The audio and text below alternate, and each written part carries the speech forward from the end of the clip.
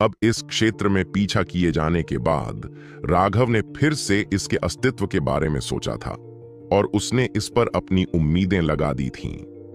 लेकिन अभी लावा लगातार बढ़ रहा था और पृथ्वी की ज्वाला ने खुद को प्रकट करने से इनकार कर दिया।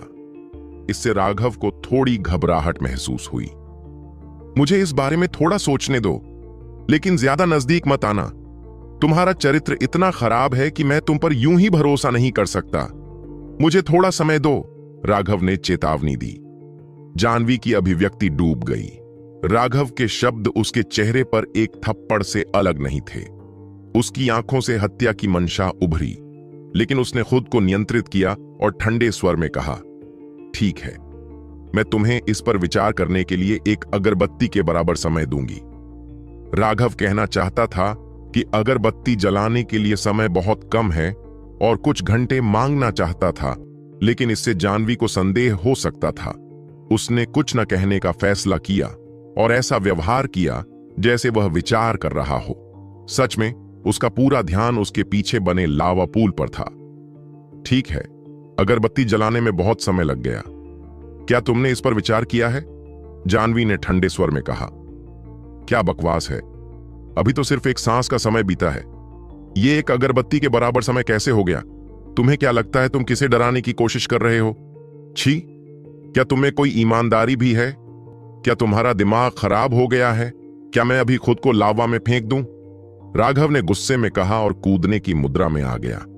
सच तो यह है कि यह वाकई एक अगरबत्ती के बराबर समय था, लेकिन राघव ने इसे मानने से इनकार कर दिया और गुस्से में रहना जारी रखा। नहीं, कूदो मत। तुम बहुत घबराए हुए हो और समय का प्रवाह महसूस नहीं कर पा रहे हो। मैं तुम्हें एक और अगरबत्ती के बराबर समय दूंगा। जाह्नवी ने जल्दी से उसे रोक दिया। मेरे साथ ऐसा व्यवहार मत करो जैसे कोई गिनती करना नहीं जानता। एक अगरबत्ती के बराबर समय इतनी जल्दी कैसे बीत गया? तुम स्पष्ट रूप से मुझे मजबूर कर रहे हो और तुम में कोई ईमानदारी नहीं है। राघव ने जाह्नवी को इतना क्रोधित कर दिया कि वह बैंगनी हो गई। उसने अपनी तलवार को कसकर पकड़ लिया और सीधे राघव को 2 टुकड़ों में काट देना चाहती थी, लेकिन राघव के रहस्यों के लिए वह सहती रही। अचानक लावा पूल से हल्की गड़गड़ाहट की आवाज आई। राघव ने जल्दी से जाह्नवी की ओर इशारा किया और शाप दिया, तुम बेवकूफ औरत, क्या तुमने सच में सोचा था कि मैं अपने रहस्य तुम्हें सौंप दूंगा? अगर मैं तुम्हारे जैसा बदसूरत और घिनौना व्यक्ति होता तो मैं बहुत पहले ही खुद को मार चुका होता। तुम्हें मेरे रहस्य चाहिए? बस सपने देखते रहो। तुम्हारे जैसी घटिया औरत एक बेवकूफ शिखर तक मर जाओ। जाह्नवी पहले से ही विस्फोट के कगार पर कांप रही थी।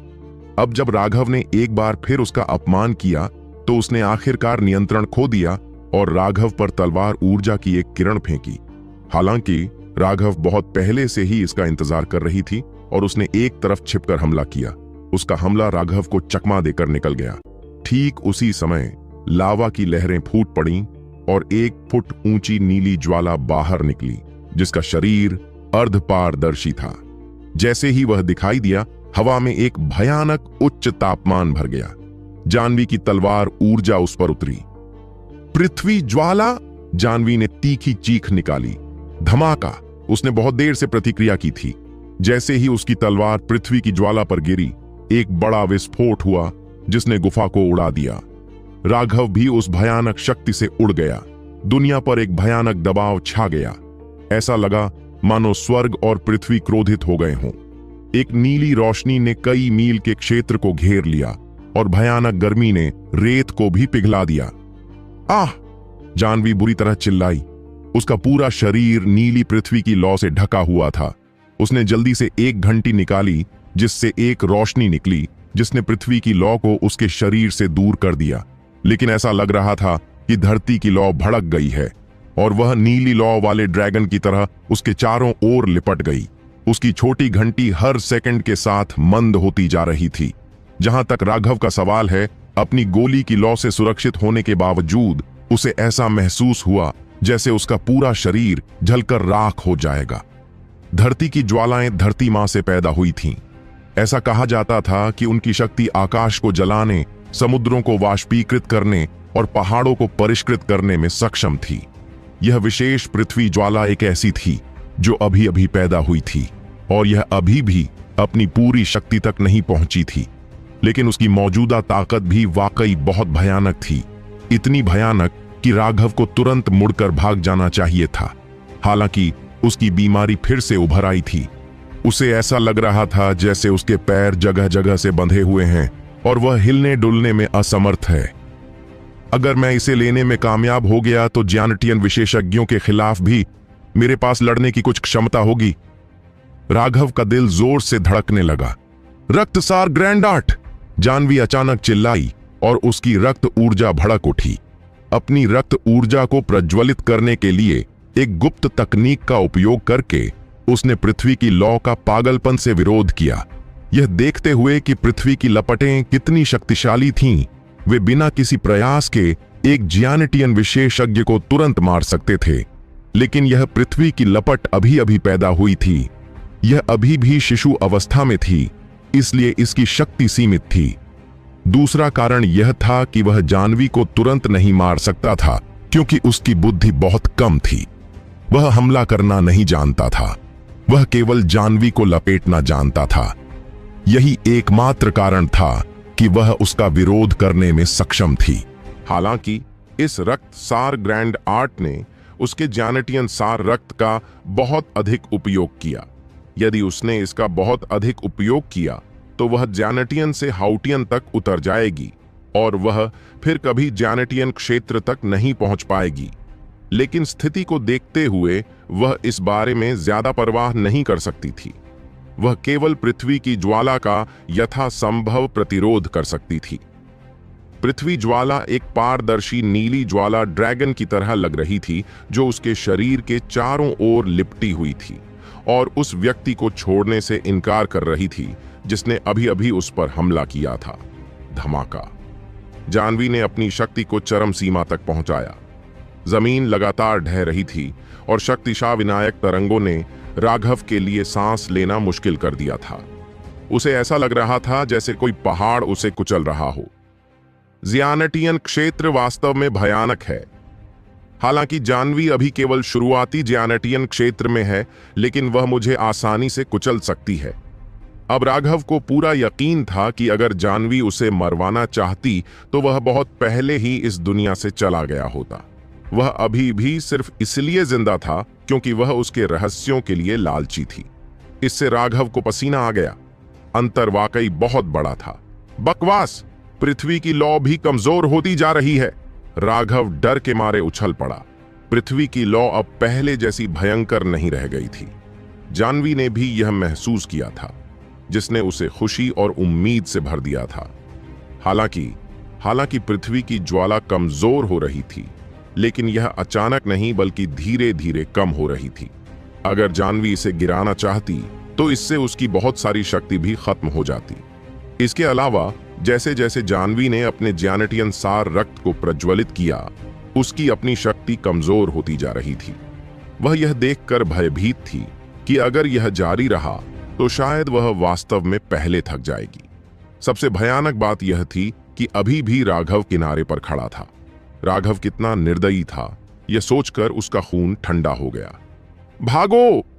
जानवी अचानक शक्ति के विस्फोट के साथ भड़क उठी और पृथ्वी ज्वाला की उलझन से बाहर निकलने के लिए दौड़ पड़ी। जैसे ही वह छूटने के लिए संघर्ष कर रही थी और उसकी नसें थोड़ी ढीली पड़ रही थीं, एक हरे रंग की रोशनी उसकी गर्दन को चीरती हुई ऊपर आई। एक सिर आसमान में उड़ गया। जैसे ही जानवी पृथ्वी ज्वाला के बंधन से मुक्त हुई और वह थोड़ा शिथिल हुई, एक हरे रंग की रोशनी उड़ी और उसकी गर्दन को भेदती हुई अंदर घुस गई। इससे पहले कि जानवी समझ पाती कि क्या हो रहा है, उसे लगा जैसे उसकी दृष्टि का क्षेत्र बदल रहा है। उसने एक जानी पहचानी सी लाश भी देखी जिसका अब सिर नहीं था। उसने देखा कि हथेली के आकार का हरा शल्क वापस राघव के हाथ में उड़ गया।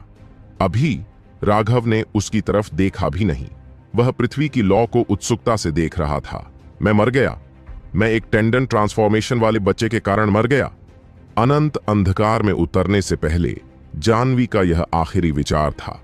वह आत्मा साधक नहीं थी और उसकी आध्यात्मिक शक्ति औसत से थोड़ी कमजोर थी।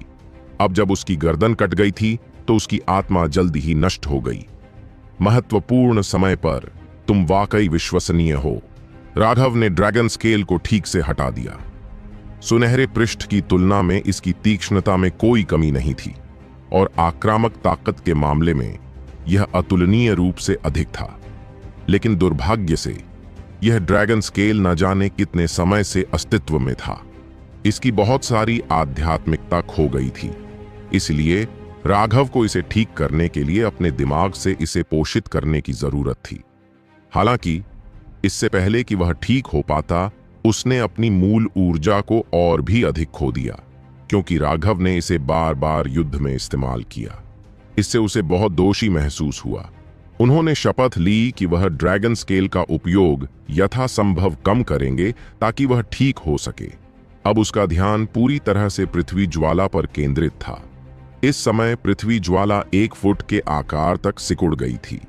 एक पारदर्शी छोटे ड्रैगन की तरह लग रही थी जो उत्सुकता से राघव को देख रही थी। अरे छोटे दोस्त, क्या तुम बड़े भाई के साथ खेलने आना चाहोगे? राघव की आवाज प्रलोभन से भरी थी। राघव को उम्मीद नहीं थी कि पृथ्वी की ज्वाला वास्तव में उसके पास आएगी। हालांकि यह बहुत भयंकर थी, तुरंत फट गई और उसे घेर लिया।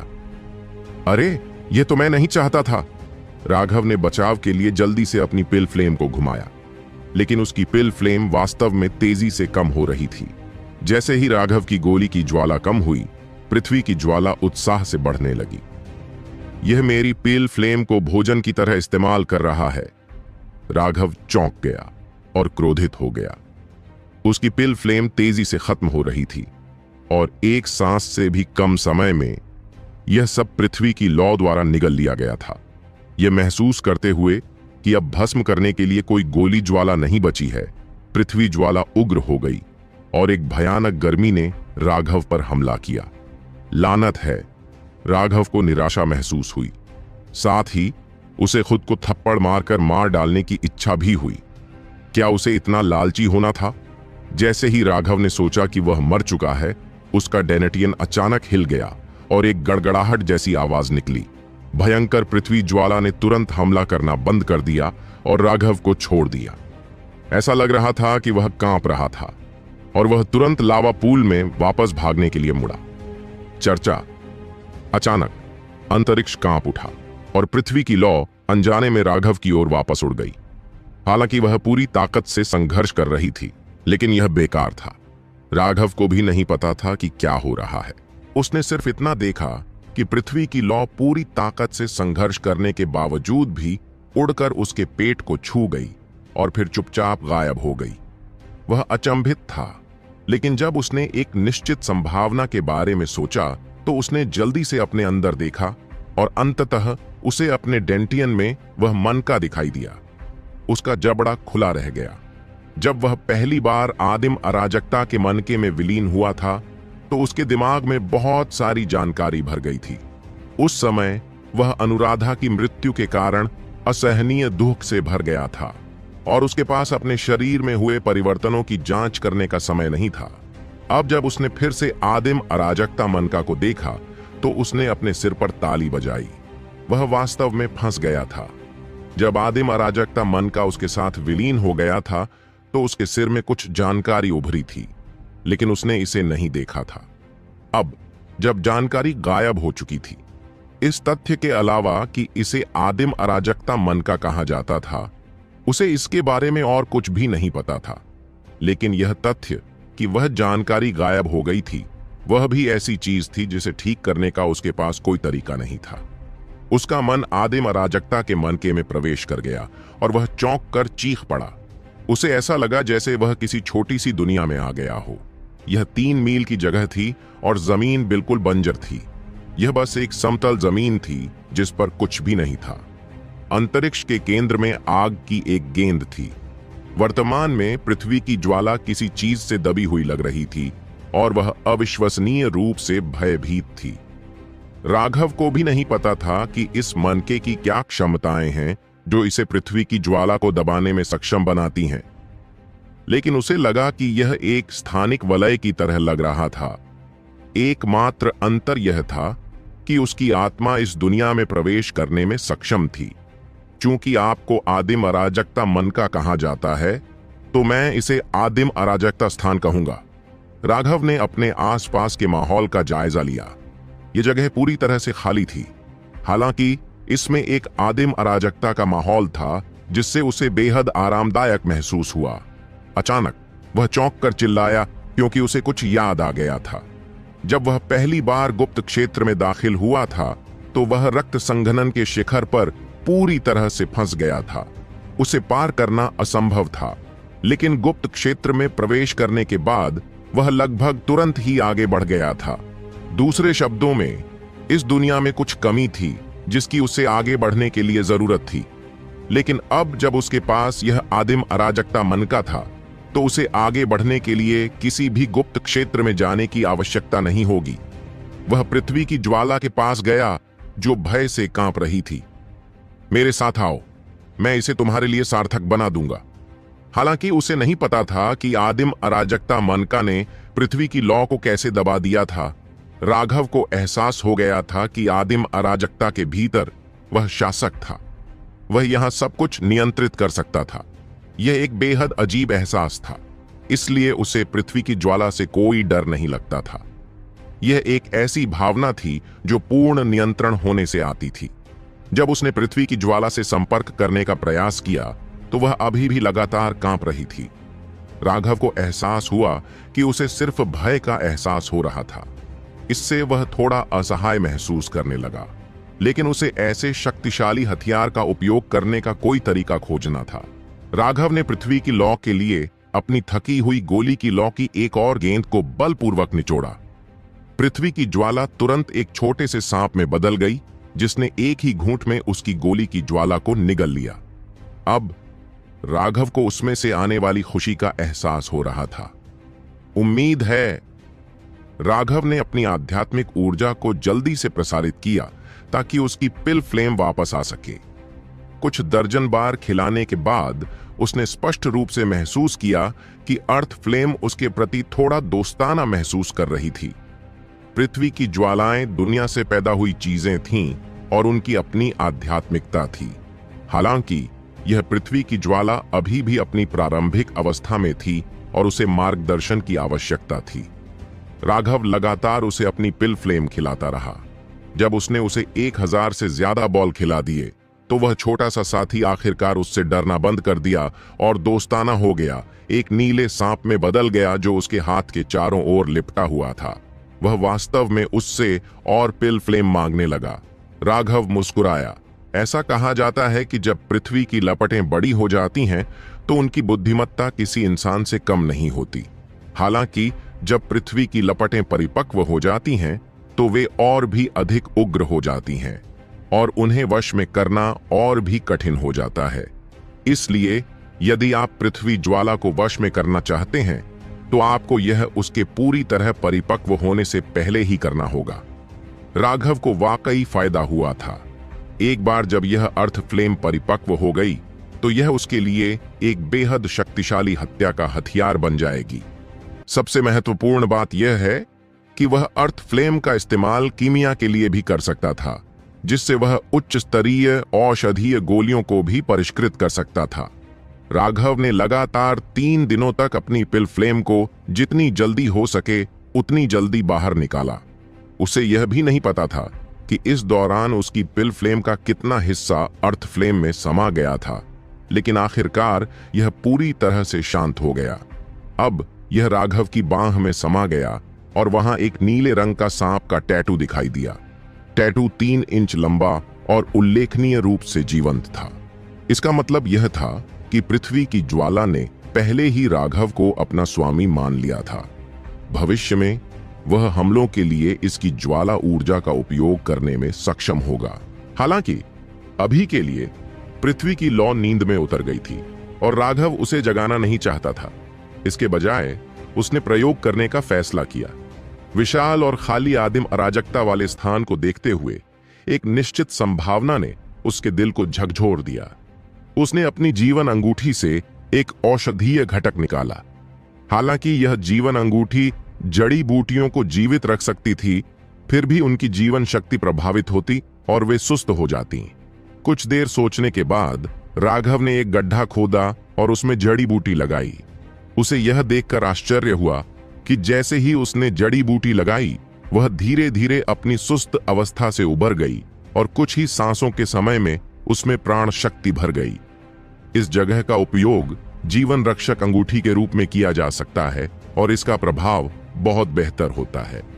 यह महसूस करते हुए राघव ने जल्दी से एक बड़ा गड्ढा खोदा और किलिन फल का पेड़ लगाया।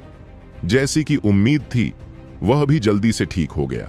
लेकिन उसके लिए सबसे रोमांचक बात यह थी कि वह वास्तव में बढ़ रहा था। उसने देखा कि जिस पेड़ पर अभी तक फल नहीं लगे थे, उस पर फूल कुछ ही सांसों में स्पष्ट रूप से थोड़े बड़े हो गए थे। यह विकास की दर को भी बढ़ा सकता है। इससे राघव बहुत खुश हुआ। उसने जल्दी जल्दी अपने जीवन वलय से सभी औषधीय तत्वों को आदिम अराजकता स्थान में रोपना शुरू कर दिया। उसके तेजी से रोपने के कारण आदिम अराजकता स्थान में एक बड़ा औषधीय क्षेत्र दिखाई दिया और पूरा क्षेत्र घनी आध्यात्मिक ऊर्जा से भर गया। इस 3 मील की जगह में यह औषधीय क्षेत्र केवल एक छोटा सा हिस्सा था, जिससे राघव को लगा कि यह सब बेकार है। एक पल के लिए इस पर विचार करने के बाद उसने उन स्थानिक छल्लों और उनके अंदर जो कुछ भी था उसके लिए एक निश्चित क्षेत्र निर्धारित करने का फैसला किया। स्थानिक वलय बहुत सुरक्षित नहीं थे क्योंकि वे आसानी से टूट सकते थे और एक बार टूट जाने पर उनके अंदर की हर चीज नष्ट हो जाती थी। उन्होंने अपने स्थानिक वलय में मौजूद सभी तुलनात्मक रूप से कीमती चीजों को अंतरिक्ष के किनारे पर एक निश्चित क्षेत्र में निकाल लिया। आदिम अराजकता वाला स्थान उसके दिमाग से जुड़ा हुआ था। इसमें वस्तुओं को रखना और निकालना स्थानिक वलय का उपयोग करने से भी अधिक सुविधाजनक था और यह सुरक्षित और तेज भी था। उसने युद्ध से एकत्रित स्थानिक छल्ले भी फेंके, हालांकि उसने उन्हें देखने की जहमत नहीं उठाई। वे बहुत ज्यादा थे और वह उन्हें वर्गीकृत करने में बहुत आलसी था। उसने यह काम नेहा और अन्य लोगों पर छोड़ने का फैसला किया। उसने उन पर भरोसा किया कि वे इसे संभालेंगे। वह सामान व्यवस्थित कर रहा था, तभी उसने अपने पैरों के पास कुछ देखा जिससे वह भावशून्य हो गया। बिल्कुल नहीं, राघव ने जो देखा वह एक मुरझाई हुई बेल थी जो उसके स्थानिक वलय से आई थी। यह एक औषधीय घटक था, लेकिन यह पहले से ही पूरी तरह से मृत था। हालांकि जमीन पर उतरने के बाद यह फिर से जीवन शक्ति से भर गया था। इसकी फटी हुई त्वचा फट गई थी और एक नरम अंकुर जमीन से बाहर निकल रहा था। इसकी पत्तियां बहुत हल्के से हिल रही थीं। ऐसा लग रहा था जैसे सांस ले रही हों। यह जीवित चीजों को बढ़ने और मुरझाई चीजों को पुनर्जीवित करने की अनुमति दे सकता है, कचरे को चमत्कारी चीज में बदल सकता है। राघव बस दंग रह गया, जैसे कि उसने छोटी सी टहनी को देखा हो। फिर वह अचानक जोर से हंस पड़ा। इस खोज ने उसे खुशी से पागल कर दिया। उसने जल्दी से कुछ और मृत औषधीय तत्व ढूंढे और उन्हें बो दिया। कुछ ही समय में वे मुरझाए हुए तत्व फिर से हरे हो गए। अगरबत्ती जलाने के समय से भी कम समय में उन्होंने खुद एक औषधीय तत्व को मृत अवस्था से फलते फूलते देखा। अगर उन्होंने इसे खुद नहीं देखा होता तो वे इस पर यकीन करने की हिम्मत नहीं करते, चाहे वह बीज हो या मुरझाई हुई जड़ी बूटी। राघव अपने आदिम अराजकता वाले स्थान में किसी भी औषधीय घटक को उगाने में सक्षम था। इससे उसे अमीर बनने का एक खास तरीका सूझा। अगर वह कोई औषधीय जड़ी बूटी खरीदता जो बाहरी दुनिया में लगभग विलुप्त हो चुकी है, उसे अपने आदिम अराजकता वाले स्थान में रखता और फिर उससे पैदा होने वाली औषधीय जड़ी बूटियों को बेचता, तो उसका मुनाफा सैकड़ों या हजारों गुना होता। राघव के पास पिलगॉड की यादें थीं, लेकिन वह कभी भी परिष्कृत करने के लिए इतनी सारी औषधीय सामग्री प्राप्त करने में कामयाब नहीं हुआ था। यह आदिम अराजकता वाला स्थान व्यावहारिक रूप से उसके लिए बनाया गया था। ऐसा लगता है कि यह आदिम अराजकता वाला स्थान कुछ ऐसा है जिसे मैं थोड़ा नियंत्रित कर सकता हूं। राघव को अचानक ख्याल आया कि पिछली लड़ाई में उसने जो फेंकफू युद्ध कवच बुलाया था वह सामान्य से थोड़ा अलग था। उसने धीरे धीरे फेंकफू स्टार और एलियोथ स्टार को प्रसारित करना शुरू कर दिया। पहले उनकी ऊर्जा सीधे उसके शरीर में प्रवाहित होती थी, लेकिन अब वे लेकिन इस बार यह अलग था। उनकी ऊर्जा आदिम अराजकता मनका में प्रवाहित हो रही थी और आदिम अराजकता मनका अब धीरे धीरे घूमने लगा।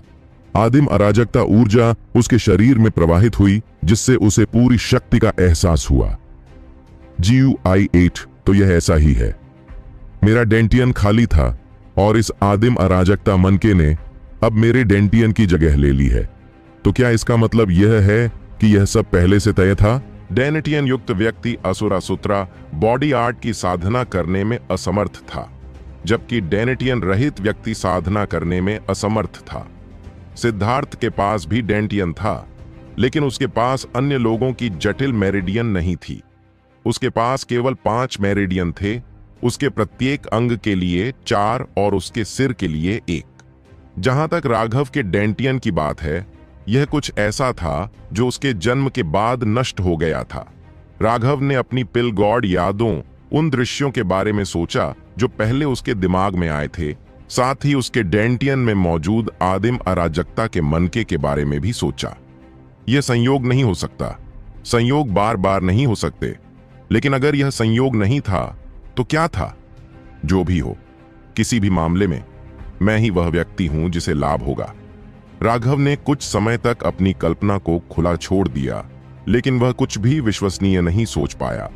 उस पर समय बर्बाद करने के बजाय उसने आदिम अराजकता मनका में होने वाले परिवर्तनों पर ध्यान केंद्रित किया।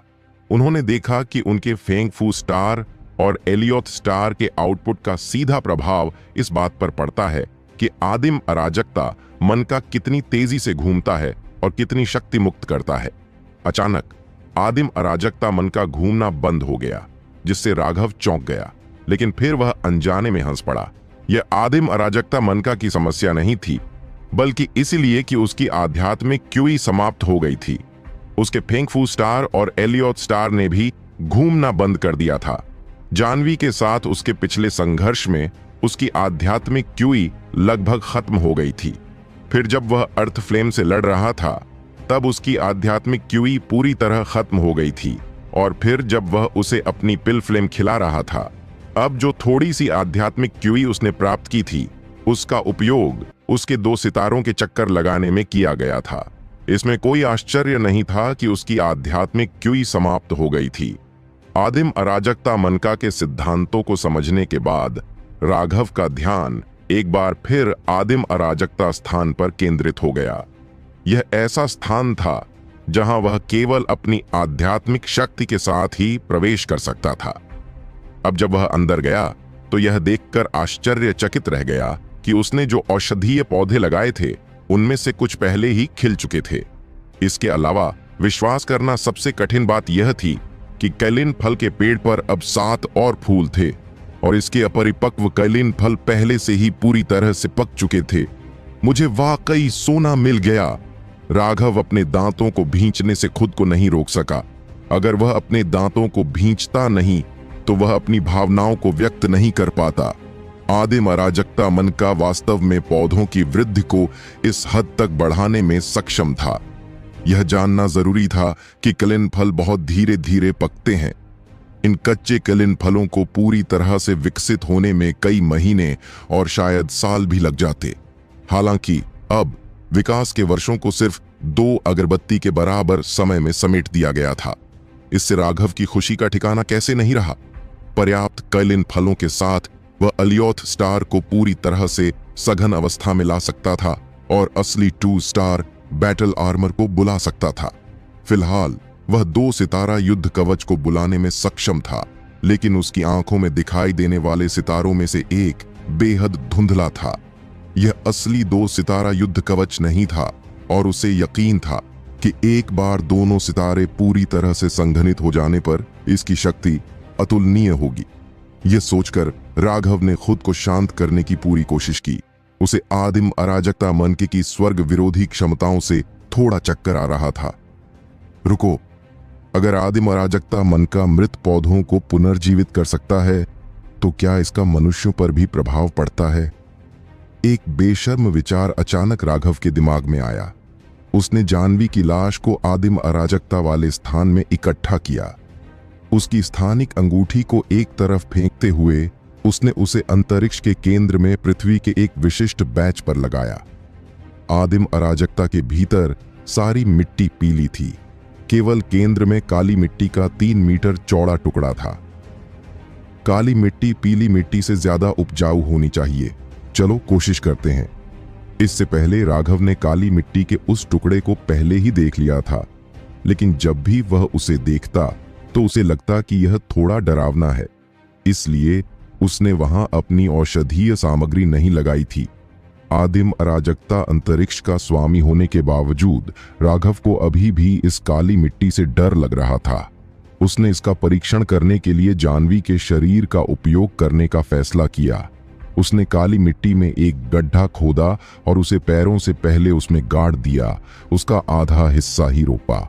अगर धरती एक अनमोल संसाधन थी तो यह वाकई एक बेहतरीन तरीका था। इस तरह उसने जगह और कब्र के पत्थर की कीमत दोनों बचाई। उसे दफनाने के बाद राघव ने उसकी गर्दन को ध्यान से देखा। अगर जाह्नवी का सिर वाकई में उग आया तो वह उसे मारने के लिए तुरंत अर्थ फ्लेम को बुलाएगा। इस बात की पूरी संभावना थी कि वह फिर से जीवित हो जाए, लेकिन उसे डर था कि वह उसे संभाल नहीं पाएगा। लेकिन कई सांसों के बाद जाह्नवी की सिरहीन लाश में कुछ भी नहीं बदला। इसका मनुष्यों पर कोई प्रभाव नहीं है। राघव को थोड़ी निराशा हुई। अगर वह सचमुच मृतकों को पुनर्जीवित करने में सक्षम था तो वह अनुराधा और आरोही को भी पुनर्जीवित कर सकता था। लेकिन तभी अचानक जाह्नवी, जो इस पूरे समय बिना हिले डुले रहा था, अचानक हिल गया, जिससे राघव डर के मारे उछल पड़ा। वह धरती की लौ को बुलाने ही वाला था कि उसने देखा कि जाह्नवी का सिर नहीं उग रहा था, बल्कि वह धरती में और भी गहराई में धंस गया था। राघव का जबड़ा खुला रह गया। काली मिट्टी एक राक्षस के मुंह की तरह थी, जो धीरे धीरे जाह्नवी की लाश को निगल रही थी। अगरबत्ती जलाने के समय से भी कम समय में जाह्नवी की लाश जमीन के नीचे गायब हो गई। उसी समय विशाल जीवन ऊर्जा ने आदिम अराजकता वाले स्थान को भर दिया और उसने जो जड़ी बूटियां लगाई थीं, वे और भी तेजी से बढ़ने लगी, लगभग जीवन शक्ति से झूमने लगी। ओह, मांस खाने से इस जगह में स्फूर्ति आ सकती है, राघव ने सांस रोककर कहा। कितनी भयानक क्षमता है। इस चौंकाने वाली क्षमता से राघव का दिल भी धड़क रहा था। इसके अलावा उसने पाया कि उसकी चोटें अब तेजी से ठीक हो रही थीं। अचानक राघव को उल्टी होने लगी। अभी अभी उसने खुद को ठीक करने के लिए जाह्नवी की लाश को निगल लिया था। कितना घिनौना है, राघव ने जमीन पर थूक दिया। हालांकि उसे बहुत बुरा नहीं लगा। अगर कोई बुरा इंसान मरता है तो उसे अपने दिल पर कोई बोझ महसूस नहीं होगा। हालांकि उसने तय किया कि भविष्य में वह निश्चित रूप से इस काली मिट्टी में लोगों को नहीं दफनाएगा। अगर उसे कुछ दफनाना ही पड़ा तो वह जादुई जानवरों का इस्तेमाल करेगा। उसे ठीक करने के अलावा उस जीवन ऊर्जा का कुछ हिस्सा औषधीय अवयवों को भेजा जा रहा था। इसके अलावा एक बार जब औषधीय अवयवों को आदिम अराजकता स्थान में लगाया गया तो उन्होंने एक विशेष संबंध बनाया और राघव खुद को ठीक करने के लिए अपनी जीवन ऊर्जा निकाल सकता था। दुर्भाग्य से इन औषधीय अवयवों में जीवन ऊर्जा की मात्रा बहुत कम है। मुझे जीवन ऊर्जा संग्रहित करने के लिए कुछ विशाल पेड़ खोजने होंगे, लेकिन यह स्थान भी बहुत छोटा है और इतना अधिक संग्रहित नहीं किया जा सकता। 3 मील के इस आदिम अराजकता भरे स्थान को देखते हुए इस खजाने का उपयोग कैसे किया जाए, इस बारे में सभी प्रकार के विचार राघव के दिमाग में आने लगे। हालांकि ये विचार बाद के लिए थे। अभी उसने इस युद्ध के मैदान के अवशेषों को साफ किया और लिटिल स्नो को बुलाने के बाद वह इस क्षेत्र से चला गया। अभी उसे बहुत सावधानी से काम करना था। उसने अपने रास्ते के सभी निशान मिटा दिए। इस रेगिस्तान में हवा बहुत तेज थी, इसलिए उसके पदचिह्न पहले से ही स्वाभाविक रूप से ढंक रहे थे। अब अगर कोई और पीछा करने वाला आता भी तो ऐसा लगता जैसे वह हवा में गायब हो गया हो। अगले 2 दिनों में राघव ने पहाड़ों के बीच एक सुनसान जगह ढूंढ ली। वहां उसने अपनी दिव्य अंगूठी बुलाई और अपने 2 सितारों को घुमाया। उसके आदिम अराजकता वाले स्थान में सभी औषधीय तत्व तेजी से बढ़ने लगे। इन दिनों के दौरान उन्होंने आदिम अराजकता मनका के नियमों पर शोध किया था। आदिम अराजकता अंतरिक्ष के भीतर औषधीय सामग्री बाहरी दुनिया की तुलना में 10 गुना तेजी से बढ़ी। हालांकि जब उन्होंने आदिम अराजकता मनका को गति देने के लिए अपनी ऊर्जा डाली तो उस वृद्धि दर में हजारों गुना वृद्धि हुई। 1 साल में वृद्धि को 2 घंटे में समेटा जा सकता था। दुर्भाग्य से यह बहुत थका देने वाला काम था। राघव सिर्फ 6 घंटे तक ही अपनी उच्चतम वृद्धि दर बनाए रख सकता था। उसके बाद उसकी आध्यात्मिक क्यूई खत्म हो जाती थी। फिर वह 2 घंटे आराम करता और फिर से शुरू करता। उसे केलिन फल के अलावा अन्य औषधीय तत्वों की उतनी परवाह नहीं थी। 3 दिन बाद इतनी मेहनत करने के बाद 40 से ज्यादा पूरी तरह पके केलिन फल उसके हाथों में आ गए। इसके अलावा केलिन फल का पेड़ भी बड़ा हो गया था। 3 फीट से बढ़कर 3 मीटर लंबा हो गया था और इसकी शाखाओं पर करीब 100 केलिन फल लटक रहे थे। हालांकि वे अभी तक पक नहीं पाए थे। जब राघव ने पके हुए केलिन फलों को देखा तो उसका दिल अनायास ही धड़कने लगा। आदिम अराजकता वाले स्थान में पके केलिन फल शानदार थे और बाहरी दुनिया में पके फलों से कहीं बेहतर थे। अब जब उसके पास केलिन फल थे तो उसने खुद को एकांत में कर लिया और अलियोथ स्टार को पूरी तरह से संघनित करने का लक्ष्य बनाया। जब राघव एकांत में था तो 7 प्राणतों के धार्मिक और भ्रष्ट मार्ग गहराई से हिल गए थे। जब जूली गुप्त क्षेत्र बंद हो गया तो हजारों शिष्य बाहर आ गए। धर्मी और भ्रष्ट मार्ग के शीर्ष विशेषज्ञों से राघव के युद्ध की खबर तेजी से फैल गई। सबसे चौंकाने वाली जानकारी यह थी कि उस अंतिम संघर्ष में उन शीर्ष विशेषज्ञों को उसने सूखी लकड़ियों की तरह उड़ा दिया था। हर कोई सोचता था कि राघव धर्मी मार्ग की आशा होगी, उनके लिए शक्ति में उड़ान भरने का मौका। उसी समय ऐसे कई लोग थे जिन्होंने पिलटॉवर की निंदा की।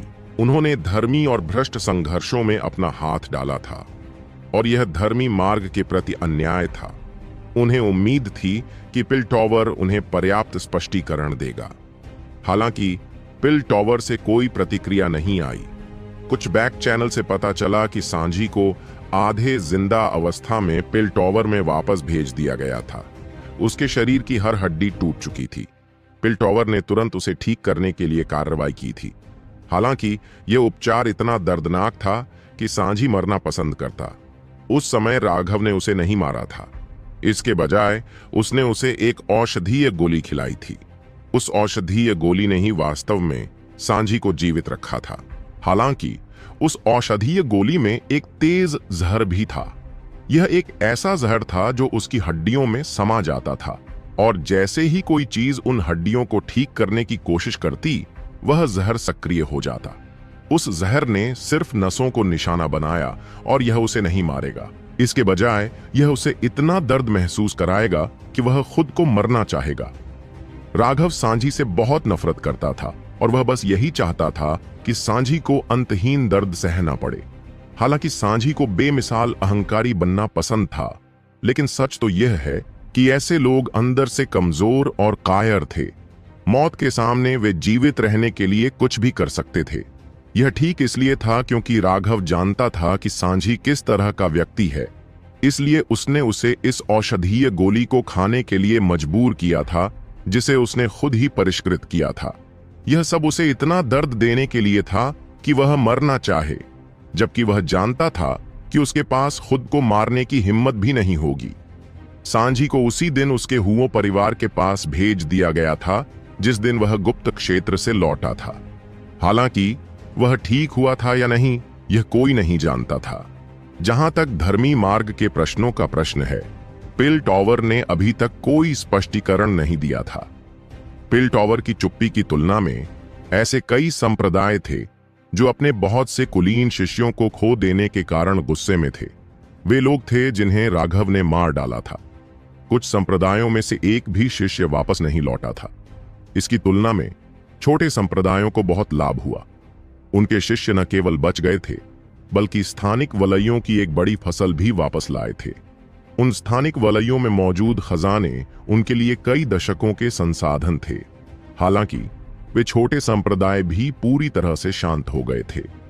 उनके शिष्य जो वापस आ गए थे और राघव के प्रति कृतज्ञता से भरे हुए थे, उन्हें सख्त चेतावनी दी गई थी कि वे अपना मुंह न खोलें। कुछ ज्यादा जिद्दी लोगों को तो जेल भी भेज दिया गया था। एक कारण यह था कि उनके संप्रदाय बहुत छोटे थे। अगर उनकी सफलता की खबर फैलती तो दूसरों में ईर्ष्या पैदा होती। दूसरा कारण यह था कि राघव अब हर किसी का निशाना बन चुका था। अब कौन उसके करीब जाने की हिम्मत कर सकता था? धर्मी मार्ग अस्थिर स्थिति में था। पर्दे के पीछे जंगली अंतर्धाराएं बह रही थीं, लेकिन भ्रष्ट मार्ग और भी अधिक अराजक स्थिति में था। राघव ने भ्रष्ट मार्ग के 7 प्रांतों के शीर्ष प्रतिभाशाली लोगों को लगभग पूरी तरह से नष्ट कर दिया था। उनके शीर्ष विशेषज्ञों में से केवल समर ही वापस लौटा था, और वह भी उसका केवल आधा।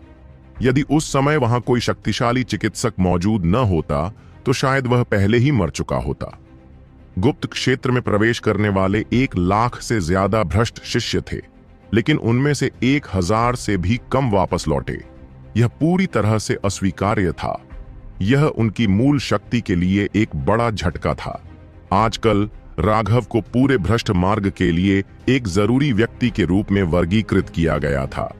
जो भी नाम उनकी जरूरी सूची में रखा गया था, उसे भ्रष्ट मार्ग की पूरी ताकत से खोज निकाला जाएगा। एक गुप्त हॉल में 30 मीटर से ज्यादा ऊंचा एक पत्थर का स्तंभ था। उस पर हजारों नाम खुदे हुए थे।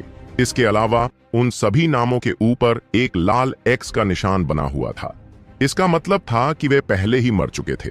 वहां सिर्फ एक नाम था जिसके ऊपर कोई एक्स नहीं था, और यह नाम अभी अभी उकेरा गया था, जिससे यह बेहद आकर्षक लग रहा था। वह नाम था राघव। एक पहाड़ ढह गया, क्यूई की एक लहर आसमान में उड़ी। राघव के शरीर से प्रकाश की किरणें चमक रही थीं। उसकी आंखों में 2 तारे चमक रहे थे, और उसकी आभा स्वर्ग को भी डरा सकती थी। अब वे दोनों तारे समान रूप से चमकीले थे। इसके अलावा जैसे जैसे वे दोनों तारे धीरे धीरे घूमते थे, उनमें से ज्वालामुखीय शक्ति निकलती थी। आखिरकार यह पूरी तरह से संघनित हो गया। राघव ने अपना सिर उठाया और जोर से हंसा। उसकी आवाज किसी देवता की दहाड़ की तरह लग रही थी, जिसने जमीन को हिला दिया। आदिम अराजकता मन का प्राप्त करने के बाद मेरी साधना का आधार भी तेजी से आगे बढ़ सकता है। राघव ने मुट्ठी बांध ली और अपने शरीर में बढ़ती आध्यात्मिक क्यूई को उत्साह से महसूस किया। राघव ने अपना सारा समय एलियोथ गोलियों को परिष्कृत करने में बिताया था। न केवल उसका एलियोथ सितारा पूरी तरह से संघनित हो गया था, बल्कि वह 3 साधना स्तरों को आगे बढ़ाते हुए टेंडन परिवर्तन के 12वें स्वर्ग चरण तक पहुंच गया था। वह 13वें स्वर्ग चरण से सिर्फ एक स्तर दूर था और स्वर्गीय क्लेश से गुजर रहा था। फिर वह अस्थि निर्माण में होगा। राघव ने आह भरी और खुद से बुदबुदाया, दोनों सितारों के पूरी तरह से संघनित होने के साथ मेरी लड़ाकू शक्ति 10 गुना से अधिक बढ़ जानी चाहिए थी। मुझे बोन फोर्जिंग क्षेत्र पर हावी होने में सक्षम होना चाहिए, और मुझे मेरिडियन ओपनिंग विशेषज्ञों से डरने की जरूरत नहीं है। लेकिन मैं अभी भी जियानेटियन विशेषज्ञों के लिए एक समान प्रतिद्वंद्वी नहीं हूं। जियानेटियन और हाउटियन क्षेत्रों के बीच की बाधा बहुत बड़ी है। जियानेटियन विशेषज्ञ बहुत शक्तिशाली थे। यहां तक कि जानवी, जो अभी अभी जियानेटियन क्षेत्र में घुसा था, पहले से ही बहुत शक्तिशाली था। फिलहाल उसका सबसे अच्छा विकल्प यही है कि वह जितना संभव हो सके भाग जाए। कम से कम उसे वापस लौटने से पहले मेरिडियन ओपनिंग तक पहुंचने तक इंतजार करना चाहिए। हालांकि वह हमेशा थोड़ा चिंतित रहता था। उसे लगता था कि कुछ गड़बड़ है, लेकिन चाहे वह इसके बारे में कितना भी सोचे, वह इसका पता नहीं लगा पाता था। जो भी हो, मैं चुपके से पता लगाऊंगा कि सुपरमठ में क्या हो रहा है।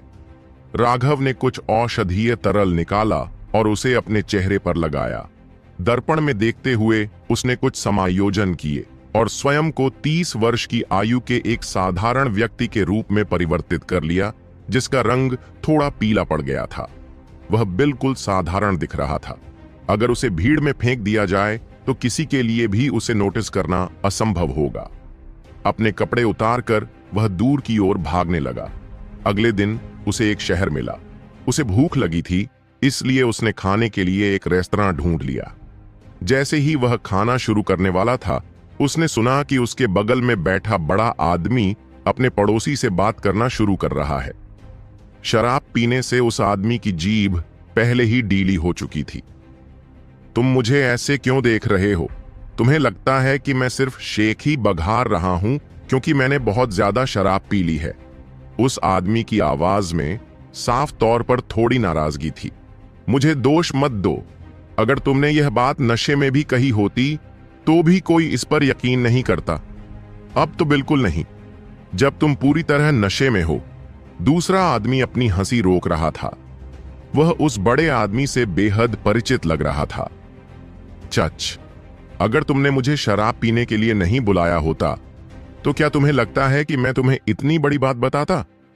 मैं तुम्हें बता दूं, यह मामला बिल्कुल सच है। उसकी आवाज अचानक फुसफुसाहट में बदल गई। मुझे तुम्हें यह बताने में कोई बुराई नहीं है। मेरी बड़ी बहन के पति के बड़े भाई की मौसी का मंगेतर। अरे, तुम कितने रिश्तों की सूची बनाओगे? मैं तो पहले ही हार चुका हूं, दूसरे आदमी ने कोसा। भैया, बस उन रिश्तों को नजरअंदाज करो। वैसे भी उसका मंगेतर नंबर 1 जुआंटियन मठ का एक शिष्य है। 3 दिन पहले हम साथ में शराब पी रहे थे और उसने मुझे यह सिर्फ इसलिए बताया क्योंकि उसने बहुत ज्यादा शराब पी ली थी। तुम दूसरों को यह नहीं बता सकते, वरना यह एक आपदा बन जाएगी। जब वह अपनी कहानी में इस बिंदु पर पहुंचा तो उसने शराब पीना भी बंद कर दिया। उसने चारों ओर देखा और पाया कि उसके करीब सिर्फ एक साधारण आदमी था जिसका रंग पीला सा था। उसमें जरा भी उतार चढ़ाव नहीं था, इसीलिए वह साधक नहीं लग रहा था। तभी वह सहज हुआ। तुम सच कह रहे थे। पहला मठ वास्तव में 2 ज्यानटियन विशेषज्ञों और प्रतिभाशाली लोगों के एक समूह को मारने की योजना बना रहा है। राघव का चाय का प्याला तुरंत टूट गया। वह अचानक उस बड़े आदमी के सामने आया और उसका गला पकड़ लिया। क्या यह सच था? आप? वे दोनों पूरी तरह से चौंक गए। ये दोनों टेंडन परिवर्तन के दायरे में थे, लेकिन जब उन्होंने राघव की नजर से मुलाकात की तो उन्हें तुरंत सुन्न और ठंडा महसूस हुआ। उनके दिलों में मौत की सनसनी भर गई और वे खुद को प्रतिरोध करने के बारे में सोचने के लिए भी नहीं ला सके। बोलो, क्या हुआ? राघव गुस्से से बोला। कुछ देर बाद वे दोनों नशे की हालत से जाग गए। वे दोनों पसीने से लथपथ थे। ऐसा लग रहा था जैसे वे अभी अभी किसी पूल से बाहर निकले हों। बड़े आदमी ने राघव को वह सब कुछ बता दिया जो वह जानता था। राघव की पूछताछ में उसके पास एक भी बात छिपाने की हिम्मत नहीं थी। राघव के चले जाने के बाद वे दोनों मेज पर गिर पड़े। उन्होंने अपने जीवन में ऐसा भयानक व्यक्ति कभी नहीं देखा था। राघव का चेहरा उदास था और उसमें हत्या करने की इच्छा फूट रही थी। उस व्यक्ति से उसे पता चला था कि उसके भागने के बाद भी पहले मठ ने उसका फायदा उठाया था। पहले मठ में शामिल होने के लिए कई और लोग आ गए थे और उनमें से कुछ लोग राघव का पीछा करना चाहते थे। नतीजतन रामानंद बहुत क्रोधित हो गया और उसने 4 संप्रदाय के नेताओं की हत्या कर दी। इससे सभी लोग हैरान रह गए, यहां तक कि दूसरे मठ के संप्रदाय के नेता भी। उसने सिर्फ अपनी शक्ति दिखाने और पहले मठ की रैंकिंग के लिए लड़ने के लिए यह कदम उठाया था, लेकिन रामानंद संप्रदाय के नेताओं का कत्लेआम कर रहा था। इससे उसे लगा कि स्थिति खराब हो गई है और उसने अपने कदम पीछे खींच लिए। इसके कारण रामानंद और सोहम को सभी ने घेर लिया, बुरी तरह घायल कर दिया और अंततः उन्हें पकड़ लिया गया। जहां तक नेहा और अन्य लोगों का सवाल है, उन्हें भी पकड़ लिया गया। ऐसा कहा जाता है कि इस मामले ने मठ के सहायक प्रमुख को भी चिंतित कर दिया था और अपने गुस्से में उन्होंने हुआ बिलुओं के अलावा बाकी सभी को कैद करने का आदेश दिया था। एकमात्र संतोषजनक बात यह थी कि अर्जुन और अन्य अभी भी जीवित थे, लेकिन राघव को इस बात से गुस्सा आया कि पहले मठ ने यह खबर भेजी थी कि अब से 3 दिन बाद वे उन सभी को मार डालेंगे। इस क्रोध ने राघव के दिमाग को धुंधला नहीं किया। वह जानता था कि यह मामला पूरी तरह से अनुचित था और इसका कोई मतलब नहीं था। सबसे पहले वह मुख्य अपराधी के रूप में मामले का सार था। अगर उन्हें लोगों को सजा देनी थी तो उन्हें उसे सजा देनी थी, अन्य प्रतिभाशाली लोगों को नहीं। अगर सजा देनी भी थी तो उन्हें केवल रामानंद को सजा देनी चाहिए थी, दूसरों को नहीं। दूसरी बात, इस सब का कारण बहुत सरल था। यह सब इसलिए हुआ क्योंकि पहले मठ ने उसे निशाना बनाया था। वे ही परेशानी की जड़ थे और तभी स्थिति इस हद तक विकसित हुई। अगर वे वाकई उसे निशाना बनाना चाहते थे तो उनके पास कोई सम्मानजनक कारण नहीं था। उन्हें बिना किसी डर के इतना खुलेआम ऐसा नहीं करना चाहिए था। तीसरा, स्थान गलत था। अगर किसी को इन लोगों को सजा देनी थी तो उन्हें सुपर मठ में सजा देनी चाहिए थी। वे उन्हें पहले मठ में क्यों सजा देंगे? कुछ तो गड़बड़ थी। अच्छा, बहुत अच्छा। जैसी कि उम्मीद थी, उन्होंने सच को छिपाया। तो फिर मुझे देखना है कि क्या तुम सच को छिपा सकते हो या मैं हमेशा के लिए तुम्हारी जान को छिपा सकता हूं। हत्या के इरादे से राघव पहले मठ की ओर भागा।